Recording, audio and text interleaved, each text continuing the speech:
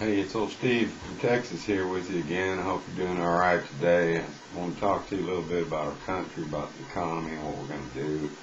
You know, it's obvious that our leaders, the country's leaders, are really not going to do anything to lead us out of this mess. They're just going to continue to argue and blockade each other and accomplish absolutely nothing while we sit out here and struggle to pay our bills. We're losing income. We're, struggling to get by. Just a quick little bit about me. I worked over 30 years for a major corporation. I live in the Houston, Texas area. I've been unemployed now for about a year and a half. I've been actively looking for jobs, looking for ways to make income, and I still am. Yes, I'm a native Texan. Forgive my accent. I want to talk to you a little bit today about history and the oil business in the United States of America. And we've let the regulations and the environmental issues, which are very important, overrule our oil industry. And if you look at places where it's picking up now, like Canada, where they're fracking, and North Dakota, where they're just going crazy with oil field jobs, you'll see there are a lot of jobs out there, and they're well-paying jobs.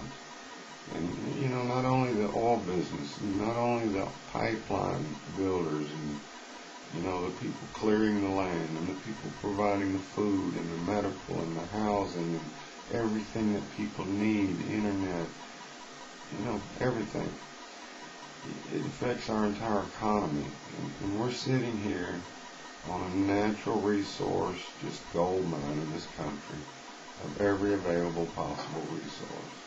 And the answer is to use a balance of all to continue to develop the electrical power, for the cars, to continue with the solar, with the wind, with everything. We've just got to continue, and for now we have to continue with oil and gas. There's so much of this to be developed. There are so many jobs there for all of us. This country can be prosperous, can generate more taxes, but more people working and making more money. We have got to push our government to allow these jobs to exist. Our government today just almost destroyed the entire Gulf Coast economy over the BP incident. Yes, it was horrendous. I cried. I live near the Gulf. I love the Gulf. My answer is take the irresponsible out of here. Let U.S. companies drill for U.S. oil. And even if we don't do it, countries like China are coming in close enough to our country to directionally drill into our waters. And they're developing those resources anyway. So by, quote, protecting the environment, what we're doing is destroying our economy. And we need to do something about this. So I'm asking you to write to your congressmen and senators, write to your president, press everyone to push for more jobs. We need jobs if we're going to pay for any medical plans. We need jobs if the banks are going to recover. We need jobs if the mortgages are going to be paid.